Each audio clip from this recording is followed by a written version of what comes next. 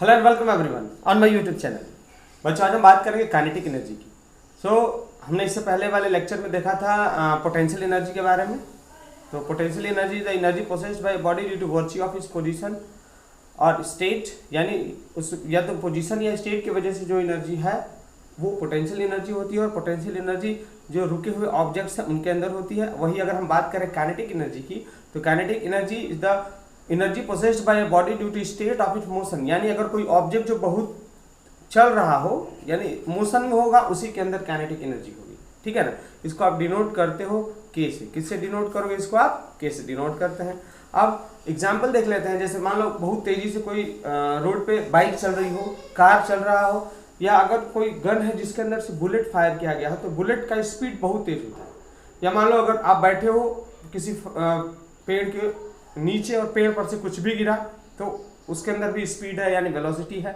यानी हर ऑब्जेक्ट जिसके अंदर वेलोसिटी है, आप बोलेंगे कि उसके अंदर क्या है? काइनेटिक एनर्जी है। और अगर आप काइनेटिक एनर्जी को लिखना चाहें, एक्सप्रेस करना चाहें, तो kinetic energy is equal to half mv। और क्या बोल सकते हो? Kinetic energy is the amount of work done, यानी कोई ऑब्जेक्ट जो चल रहा है उसके अंदर काइनेटिक एनर्जी है, तो kinetic energy is the amount of work done before that body comes to rest, यानी उसके रुकने से पहले जितना वो ऑब्जेक्ट चला वही उसके अंदर की क्या है? काइनेटिक एनर्जी है। अगर आपको काइनेटिक एनर्जी को कैलकुलेट करना है, तो काइनेटिक एनर्जी को कैलकुलेट कैसे करते हो? आप इसका कैलकुलेट करते हो उसके रेसिस्टिव फोर्स से। किससे कैलकुलेट करते हो? उसके रेसिस्टिव का मतलब होता है कि कोई ऑब्जेक्ट चल रहा हो बहुत तेजी से, रुकने से पहले जो उसने वर्क डन किया वो काइनेटिक एनर्जी हो गई, यानी जो उसके अंदर एनर्जी थी वो क्या हो गई? काइनेटिक एनर्जी हो गई। और उस काइनेटिक एनर्जी को अगर आपको मेजर करना है, तो जो फोर्स उसको अपोज कर रहा हो, तो वो उसको रोकने में जो वर्क डन होगा ना, बल लगेगा यानी कार्य होगा, वर्क डन होगा, वही उसका वर्क डन होता है। ठीक है। यानी आप क्या लिख सकते हो? Kinetic energy is equal to the work done by opposing force. Opposing force needed to stop it, यानी ये ऑब्जेक्ट जो वेलोसिटी v से चल रहा है, इसको रोकने के लिए जो वर्क डन किया किसने? अपोजिंग फोर्स ने। आप बोलोगे कि वो उसका वर्क डन हो गया। समझ में आया क्या? अगर आप सपोज करो, मान लेते हैं कि कोई ये ऑब्जेक्ट है, ध्यान से देखें, कोई ये मान लो आप ये कोई ऑब्जेक्ट हो गया, कोई बॉडी है जिसका मास m है, और हमने मान लिया कि वो वेलोसिटी v से चल के वो डिस्टेंस ट्रेवल कर रही है s। कितना दूरी ट्रेवल किया? s। समझ में आ गया? और इस केस में अब देखो, चूंकि यहाँ पे फोर्स लग रहा है, अपोनेंट फोर्स जो इसको रोकना चाह रहा है, तो अब इसका जो बॉडी है उसका रफ्तार घटेगा, यानी इसका जो एक्सीलरेशन होगा वो क्या होगा? रिटार्डेशन बोलोगे आप, यानी -a होगा। ठीक है। और हमने मान लिया ये आपका ये कॉन्सेप्ट हो गया। ठीक है।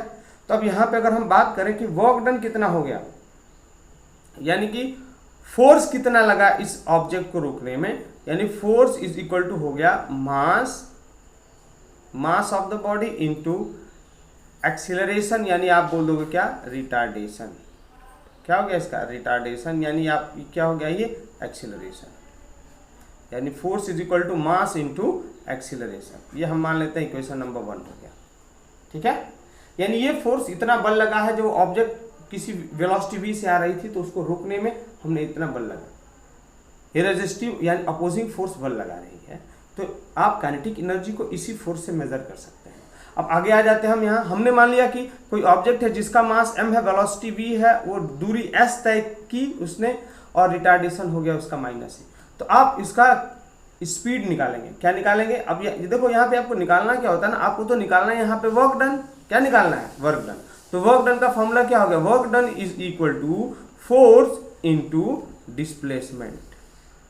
ठीक है। अब देखो, फोर्स तो आपने यहां निकाल दिया है, तो आप यहां रख दोगे, लेकिन ये बॉडी कितना दूर तय की है, यानी इसका ये डिस्प्लेसमेंट क्या है, आपको निकालना है। उसके डिस्प्लेसमेंट के लिए हम इक्वेशन लगाएंगे, v square is equal to u square plus 2as। हमने स्टार्टिंग में ही माना था कि इसकी जो इनिशियल स्पीड है वो कितनी है? v है। यानी इसकी, अब मान लो ये ऑब्जेक्ट रुकेगा, मतलब क्या है? आप मान लो ऑब्जेक्ट वेलोसिटी v से आया, इधर से फोर्स लग रहा है, तो एक मोमेंट पे, इंस्टेंट पे ऑब्जेक्ट रुक जाएगा ना, तो उसकी फाइनल वेलोसिटी क्या हो जाएगी? 0। फाइनल वेलोसिटी क्या हो जाएगी? 0 square is equal to u का हमने वैल्यू यहाँ ले लिया v स्क्वायर, यानी v स्क्वायर। अब यहाँ प्लस है लेकिन ये रिटार्डेशन है तो यहाँ साइन क्या लोगे आप, माइनस 2as, यानी v square is equal to 2as। आपने यहाँ s की वैल्यू निकाली v स्क्वायर अपॉन 2a, हो गया भैया? ये आपको इतना बात समझ में आ गया? अब यहाँ देखिए s जो हो गया, अब मैं यहाँ s की वैल्यू आपको पुट करके दिखा रहा हूँ, ठीक है ना। देखो यहाँ इक्वेशन क्या है, work done is equal to force into displacement. तो फोर्स की वैल्यू आपने यहाँ से ले ली मास इनटू एक्सीलरेशन, यानी work done is equal to mass into acceleration into s की वैल्यू हमने यहाँ से ली क्या, v स्क्वायर अपॉन 2a, ठीक है। और ये वर्क डन किसके बराबर है, वर्क डन ही काइनेटिक एनर्जी के बराबर है। ये तो हमने स्टार्टिंग में ही बताया था कि काइनेटिक एनर्जी आप मेजर वर्क डन से करते हैं। आप लिखोगे kinetic energy is equal to ma two v square. अब देखो आप यहाँ से a से a कट गया, तो यानी kinetic energy is equal to क्या हो गया, mv स्क्वायर बाई 2, यानी आप इसको और क्या बोल सकते हो, हाफ mv स्क्वायर। ये आपका काइनेटिक एनर्जी डिराइव हो गया, ठीक है। आई होप आपको समझ में आओगे। इसमें कॉन्सेप्ट क्या है इन्वॉल्व, आपको वर्क डन निकालना है कि वर्क डन कितना हुआ। तो वर्क डन के लिए आपको फोर्स निकालना होगा कि उस ऑब्जेक्ट पे फोर्स कितना लग रहा है। तो force is equal to mass into acceleration, यहाँ से आप निकालोगे। और दूसरा है डिस्प्लेसमेंट किया हो कितना हुआ है, तो उसको आप यहाँ से निकालोगे डिस्प्लेसमेंट। और फॉर्मूला ये जो नीचे दिया हुआ है इसका यूज करेंगे। और आप यहाँ बस कुछ नहीं करना है, फोर्स और एस की वैल्यू पुट कर देनी है और ये आपका इजिली काइनेटिक एनर्जी आ जाएगा। आई होप ये बात आपको समझ में आ गया, ठीक है। Energy is directly proportional to mass, यानी मास के डायरेक्टली प्रोपोर्शनल है। और kinetic energy is directly proportional to square root of the velocity. ये एक इंपॉर्टेंट डेरिवेशन हो गया, मतलब कंक्लूजन हो गया। अगर जिस ऑब्जेक्ट का मास ज्यादा होगा, मान लो अगर दो ऑब्जेक्ट चल रहे हैं एक ही स्पीड से, जिसका मास ज्यादा उसके अंदर काइनेटिक एनर्जी ज्यादा, और जिसका स्पीड ज्यादा उसका भी काइनेटिक एनर्जी ज्यादा। कुल मिला के जो स्पीड है उससे स्क्वायर के का रिलेशन है काइनेटिक एनर्जी का, ठीक है। तो आप ये कुछ रिलेशंस को याद रखेंगे। सपोज आप मान लो, चलो let a body of mass कितना हो गया, m, यानी ऑब्जेक्ट है इसका मास m हो गया, is moving with a velocity, यानी ये चल रही है, is moving with a velocity v। तो इसके अंदर kinetic energy of the body कितना हो जाएगा, यानी इसके अंदर of the body is equal to half mv square, ठीक है ना। समझ में आ गया। अब इसी बॉडी के अंदर, यानी मोमेंटम आपने पढ़ा होगा, मोमेंटम का होता है, momentum is equal to momentum, जिसको आप डिनोट करते हो p से। मोमेंटम इज इक्वल टू होता है मास इंटू वेलोसिटी, यानी ये इसका फॉर्मूला है। आप क्या लिख लोगे इसको, m इंटू v। कोई दिक्कत? ये मान लो इक्वेशन फर्स्ट हो गया, ये मान लो इक्वेशन सेकंड हो गया, ये मोमेंटम।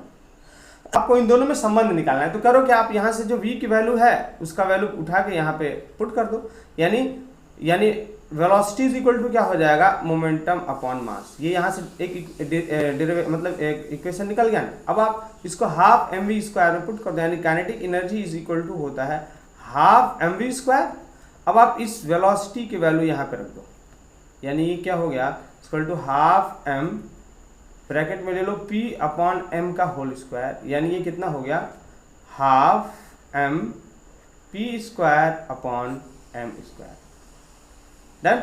यानी एक m से एक m की वैल्यू कट गई, तो यहाँ पे आपको क्या मिलेगा, half p square upon m। ये किसकी वैल्यू आ गई, ये काइनेटिक एनर्जी की आ गई, ठीक है ना। अगर आप थोड़ा इसको और अच्छे से करना चाहें तो क्या कर सकते हैं, आप इसको और अच्छे से करना चाहें तो क्या कर सकते हैं, twice kinetic energy into mass is equal to p। इसको अगर आप स्क्वायर रूट में करेंगे तो ये कुछ ये आ जाएगा इक्वेशन, ठीक है ना। तो ये आपका हो गया, ये डिराइव हो गया इक्वेशन। कितना आसान है, बस आपको वेलोसिटी की वैल्यू उठानी है और काइनेटिक एनर्जी में पुट कर देना है, तो ये आपका संबंध आ जाएगा। इसका देखो, यानी momentum is equal to under root 2 kinetic energy into mass. ये हो गया आपका रिलेशन। समझ में आ गया क्या, समझ में आया, बोले। इक्वेशन हमने देखा था कि momentum is equal to under root 2 mk। Done. यानी अगर आप इसको थोड़ा सा और सोफिस्टिकेटेड फॉर्म में ले आए तो square root is equal to 2m के।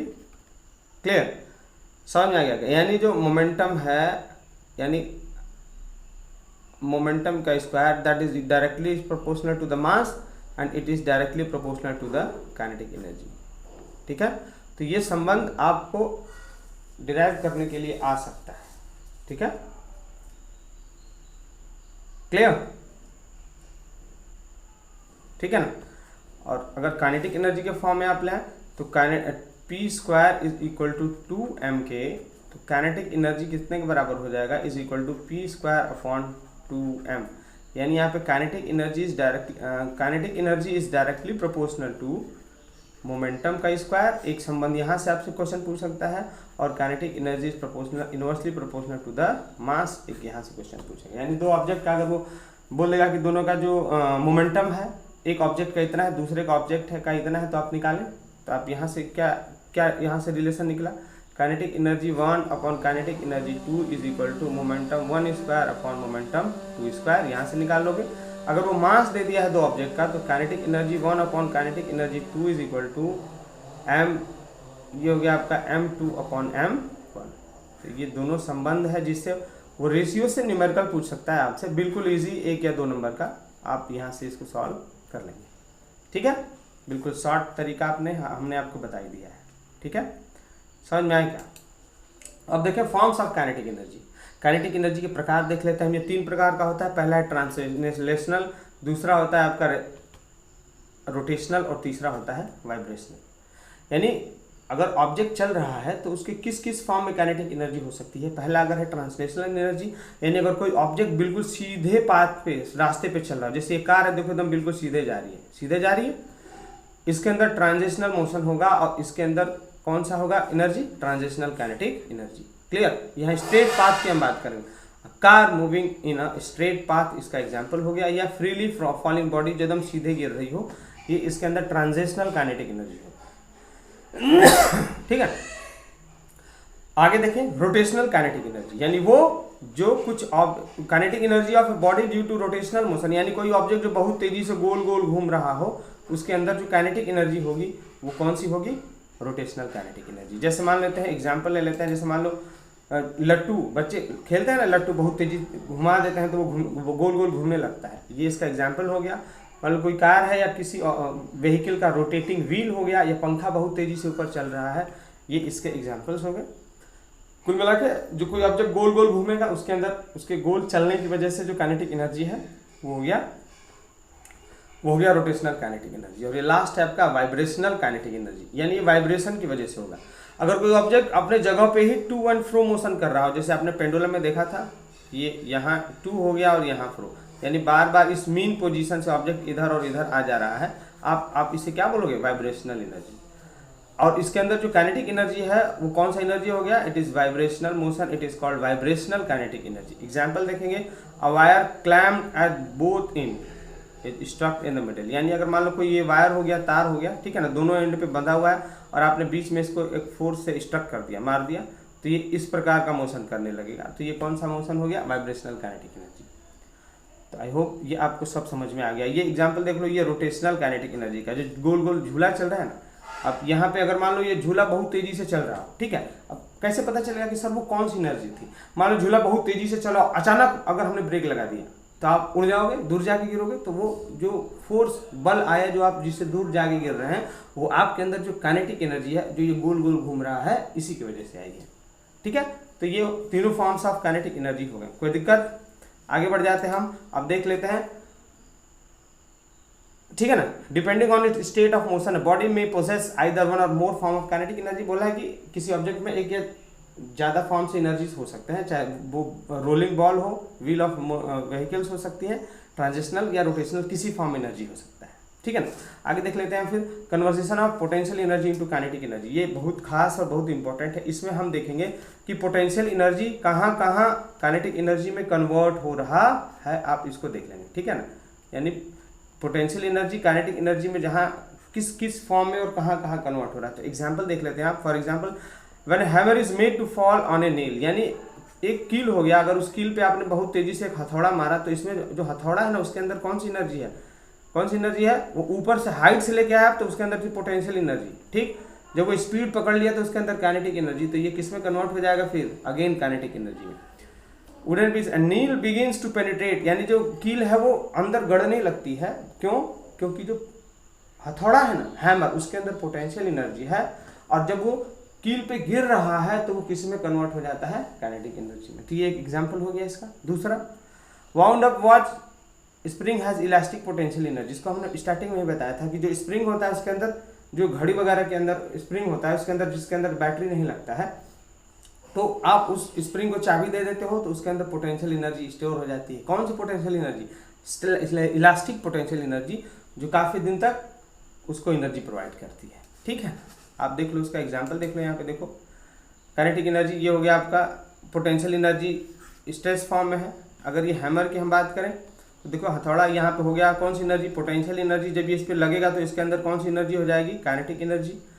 अभी आप जब यहाँ से चाबी भरोगे इसको गोल गोल घुमा के तो इसके अंदर हो जाएगी इलास्टिक पोटेंशियल एनर्जी, और ये धीरे धीरे चलेगा ना तो इसको कौन सा एनर्जी देगा, काइनेटिक एनर्जी। ये धनुष की बात करें तो इसके अंदर है पोटेंशियल एनर्जी, जब ये बाण छूटेगा यहाँ से तो इसके अंदर कौन सा एनर्जी होगा, काइनेटिक एनर्जी। तो जो चीज़ चलेगा उसके अंदर काइनेटिक एनर्जी, जो रुका होगा उसके अंदर पोटेंशियल एनर्जी। आई होप ये बात समझ में आ गई, ठीक है ना। अब थर्ड देख लेते हैं, व्हेन बो इज पुल्ड, यानी जब धनुष को खींचते हैं तो उसके अंदर कौन सी एनर्जी होती है, पोटेंशियल एनर्जी, और वो काइनेटिक एनर्जी में, जो उसके अंदर जो एरो होती है उसमें काइनेटिक एनर्जी के फॉर्म में वो कन्वर्ट हो जाती है। कंप्रेस्ड स्प्रिंग की बात करें उसके अंदर होगी इलास्टिक पोटेंशियल एनर्जी, ठीक है ना। जब आप उसको जो कंप्रेस किए हैं उसको छोड़ेंगे तो वो फिर काइनेटिक एनर्जी में कन्वर्ट हो जाता है। डन। चलिए देख लेते हैं work energy theorem. Okay, according to this, increase in the kinetic energy of a moving body, यानी अगर कोई ऑब्जेक्ट मूव कर रहा हो और उसके अंदर जो भी काइनेटिक एनर्जी होगी, उसके अंदर जो काइनेटिक एनर्जी में चेंज होंगे, is equal to the work done by the force acting in the direction of the moving body, यानी जो चेंज इन काइनेटिक एनर्जी है वो वर्क डन के बराबर होगा, और वो वर्क डन कितना होगा, जो उस ऑब्जेक्ट पे फोर्स लग रहा है और जितना वो डिस्प्लेसमेंट प्रोड्यूस करे, ठीक है। समझ में आ गया। अब देखिए, सपोज करो ये कोई ऑब्जेक्ट हो गया जिसका मास m है, इस पे फोर्स लग गया, सपोज करो ये फोर्स लग गया F, ठीक है। अब ये फोर्स लग गया F और इसका इनिशियल स्पीड है u, और ये फोर्स लगने के बाद एक्सीलरेशन a, इसका एक्सीलरेशन कितना हो जाएगा a, ये ऑब्जेक्ट ट्रेवल की डिस्टेंस जो है वो हो गया s, और इसकी जो फाइनल स्पीड है वो हो गई v। क्लियर। यानी हमने माना कि कोई ऑब्जेक्ट है जिसका मास m है, इस पे एक फोर्स लगा F, जिसकी वजह से जो इसकी इनिशियल स्पीड थी u, अब फोर्स लगने के बाद ये इधर की तरफ ट्रेवल करेगी ऑब्जेक्ट, तो इसका एक्सेलरेशन हो गया a, और वो फाइनली ऑब्जेक्ट वेलोसिटी v के साथ मूव कर रही है, और उसका जो डिस्प्लेसमेंट है वो कितना है s। आपको यहाँ निकालना है, आपको निकालना है क्या, work done. Work done is equal to force into displacement. Okay, अब जब हम फोर्स की बात करें इस ऑब्जेक्ट पे, तो force acting on the object, force acting is equal to mass into acceleration होगा, इसमें तो कोई डाउट नहीं है। यानी इस पर कितना फोर्स लगा, ये हो गया इसका force is equal to mass into acceleration, कोई दिक्कत। अब आप निकाल लेते हैं इसका डिस्टेंस कवर्ड। डिस्टेंस कवर्ड के लिए इक्वेशन पे जाएंगे, v square is equal to u square plus 2as, कोई दिक्कत है क्या, हो गया। फाइनल स्पीड इसकी है v, अब u, a और s। अब आपको इसमें से कैलकुलेट करना है s की वैल्यू, किसकी वैल्यू, s की। तो v square minus u square is equal to 2as, यानी आप इसको ऐसे लिख सकते हैं 2as is equal to v square minus u square, यानी s की वैल्यू कितनी आ गई, v square minus u square upon 2a। कोई दिक्कत, ये आपको ये इतना समझ में आ गया। अब हमने स्टार्टिंग में ही एक इक्वेशन देखा था जिसमें हमने क्या देखा था कि वर्क डन कितने के बराबर था, work done is equal to force into displacement. अब ये जो फोर्स की वैल्यू है वो कहाँ से हम ले रहे हैं इसको, सपोज करो ये हो गया फोर्स कितना लग रहा है ma, यानी फोर्स इज इक्वल टू कितना हो गया आप बताओ, force is equal to mass into acceleration, यानी ये कितना हो गया value m into a multiply by s, हम यहाँ से ले रहे हैं, ये वैल्यू हो गई s की, v square minus u square upon 2a। कोई दिक्कत है नहीं, यहाँ से हो गया, यानी ये आपकी कैंसिल हो गई, यानी ये क्या हो गई वर्क डन, यानी ये वर्क डन के बराबर मान लेते हैं, ठीक है ना। अब ये फिर ये नहीं वर्क डन और कितना कैलकुलेट करोगे आप, m into v square minus u square upon 2a। कोई दिक्कत? ठीक है ना? ठीक है। या आप इसको जो वर्क डन है इसी को काइनेटिक एनर्जी भी बोल सकते हो, या work done is equal to, मैं अगर यहाँ पे कॉमन ले लूँ 1/2, ये यहाँ पे कैंसिल हो गया, ये नहीं है, 1/2 m को अगर मैं कॉमन ले लूँ तो v square minus u square हो गया। यानी और अगर हम थोड़ा सा इसको और एक्सपेंड करें तो work done is equal to half m v square minus half m u. Work done is equal to half m v square minus half m u square. इसका मतलब ये क्या हो गया, ये आपकी हो गई final kinetic energy, final kinetic energy minus ये हो गई आपकी इनिशियल काइनेटिक एनर्जी। डन? ये वर्क डन, यानी work done is equal to change in kinetic energy, change in kinetic energy. ये प्रूफ हो गया, ये सिद्ध हो गया। क्लियर? सबसे बड़ा सोर्स क्या है एनर्जी का? सन हो गया, न्यूक्लियर एनर्जी। अब देखो nuclear energy, it is energy release due to nuclear fusion और फिजन। ओके ना?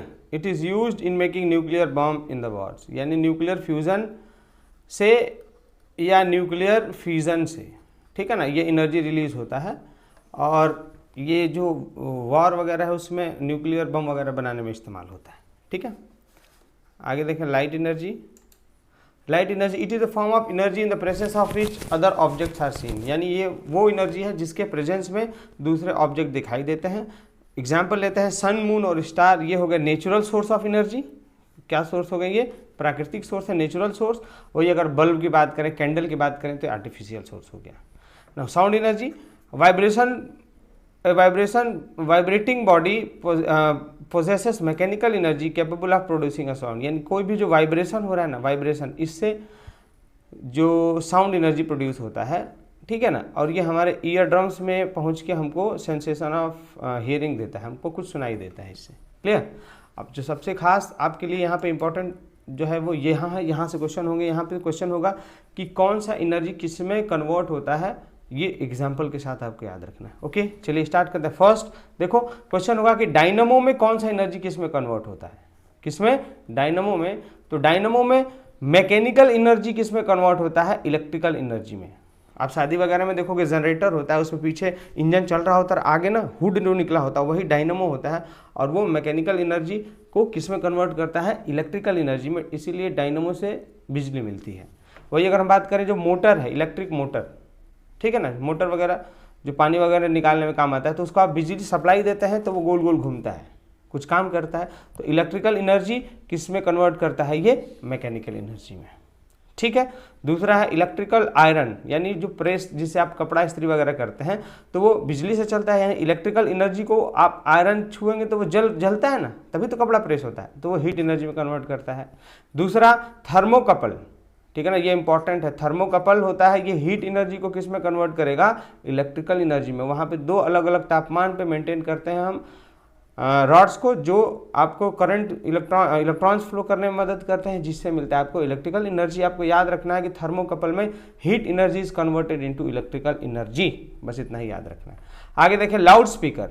लाउड स्पीकर यानी लाउड स्पीकर शादी वगैरह में देखते हैं तो उसमें करंट जाता है, यानी इलेक्ट्रिकल एनर्जी को और तेज आवाज़ बढ़ाता है, यानी कौन सी एनर्जी में कन्वर्ट करता है? साउंड एनर्जी में, ठीक है ना। और वही अगर हम बात करें माइक्रोफोन, माइक्रोफोन जैसे मैं ये यूज़ कर रहा हूँ, देखो ये है ना माइक्रोफोन, अब मैं बोलूँगा तो ये साउंड एनर्जी को अब ये इलेक्ट्रिकल एनर्जी में कन्वर्ट कर रहा है। किस में कन्वर्ट कर रहा है? इलेक्ट्रिकल एनर्जी में। डन। आगे देखें आप चार्जिंग बैटरी, यानी बैटरी अगर हम चार्ज कर रहे हैं तो जो चार्जर होता है ना मोबाइल का चार्जर, आप समझ रहे हैं क्या? ठीक है, चार्जिंग जो बैटरी है वो इलेक्ट्रिकल एनर्जी को केमिकल एनर्जी में कन्वर्ट करेगा। जैसे मान लो मोबाइल की जो बैटरी है वो चार्ज अगर हो रही है तो आप उसको इलेक्ट्रिसिटी में, बिजली में लगाएंगे, बिजली जो बैटरी है वो केमिकल एनर्जी के फॉर्म में स्टोर कर लेती है, ठीक है। और जो सेल होता है जिसका आप इस्तेमाल कर रहे हो, जैसे मान लो ड्राई सेल निपो वगैरह का आता है, वो उसके अंदर केमिकल रिएक्शन हो रहा है, केमिकल एनर्जी को वो कन्वर्ट कर देता है इलेक्ट्रिकल एनर्जी में, यानी उसके अंदर केमिकल रिएक्शन होता है जिससे वो इलेक्ट्रॉन्स फ्लो होते हैं, एनर्जी यानी इलेक्ट्रिकल एनर्जी बनती रहती है। जब वो पूरा रिएक्शन खत्म हो जाता है तो वो बैटरी आप बोलते हो खराब हो गया, इलेक्ट्रिकल एनर्जी फिर वो नहीं देता है। लाइट यानी कैंडल की हम बात करें तो जैसे कैंडल, मोम वगैरह जो जल रहा है ना, वैक्स, ये केमिकल है। ये जल के क्या देगा, ये लाइट एनर्जी देगा। और जो सन है, ठीक है ना, यानी फोटोसिंथेसिस की अगर हम बात करें, यानी प्लांट्स धूप के सहायता में खाना बनाते हैं ना अपने लीव्स, तो ये जो लाइट है, लाइट को किस में कन्वर्ट कर रहा है, जो ग्लूकोज है वो क्या है, ग्लूकोज एक प्रकार का केमिकल हो गया, तो कौन सा एनर्जी में कन्वर्ट कर रहा है उसको, केमिकल एनर्जी में। फोटोसिंथेसिस लाइट को केमिकल एनर्जी में कन्वर्ट कर रहा है, और जो वैक्स वगैरह होता है वो केमिकल एनर्जी को लाइट एनर्जी में। अगला देखें आप, इलेक्ट्रिकल बल्ब, बल्ब में इलेक्ट्रिसिटी जा रही है तो वो हीट और लाइट में कन्वर्ट हो रहा है, ठीक है ना। और जो फोटो सेल्स होते हैं वो लाइट एनर्जी को इलेक्ट्रिकल एनर्जी में कन्वर्ट करते हैं, ठीक है। फोटो सेल्स वही सोलर पैनल्स पे लगे होते हैं, जो सोलर पैनल्स है ना, आपके घरों में सोलर पैनल लगा होगा जिसपे धूप गिरता है, तो धूप गिरेगा तो जो फोटो सेल्स हैं वो उस हीट और लाइट एनर्जी को किस में कन्वर्ट कर देते हैं, इलेक्ट्रिकल एनर्जी में। तो ये बिल्कुल इंपॉर्टेंट है। यहाँ तक आई होप आपको ये पूरा पॉइंट समझ में आ गया। ओके, इसी के साथ वीडियो कंक्लूड करते हैं। अगर आप प्लीज़ न्यू व्यूअर हैं तो चैनल को लाइक, शेयर और सब्सक्राइब जरूर करें। और इसके आगे वाले चैप्टर वीडियोस में मैं न्यूमेरिकल्स और अगले चैप्टर में धीरे हम बढ़ते रहेंगे, क्योंकि हमको क्लास 9, 10 सबका सारा सब्जेक्ट कवर करना है, इसलिए थोड़ा स्लो है। लेकिन याद रखें, slow and study wins the race. आप जरूर मेरे वीडियोज़ को देखें और यहाँ से न्यूमेरिकल सॉल्व करके अपना कॉन्सेप्ट क्लियर करते रहें, ताकि आप एग्जाम्स में अच्छा नंबर कर पाएँ। Okay, thank you, have a great day, जय हिंद।